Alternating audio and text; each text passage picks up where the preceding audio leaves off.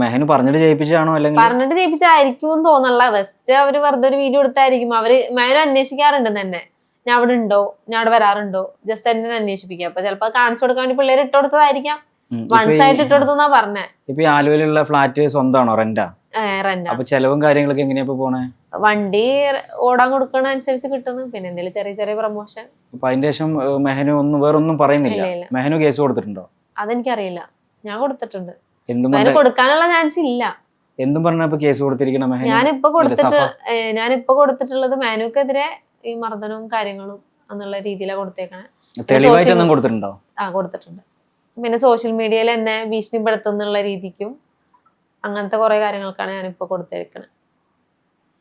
അല്ല, ഇപ്പൊ ഒറ്റയ്ക്കാണ് താമസിക്കുന്നത്, ആരുമില്ല. അപ്പൊ വാപ്പാടെ ഇടയ്ക്ക് അനിയത്തിമാര് വരും, രാത്രി ഇടയ്ക്ക് അനിയത്തിമാര് വന്നിട്ട് ജസ്റ്റ് കുട്ടീനെ കാണാൻ വരും. അവർക്ക് ക്ലാസ്സും വർക്കൊക്കെ ഉള്ളതുകൊണ്ട് അല്ലെങ്കിൽ അവര് നിന്നേനായിരുന്നു.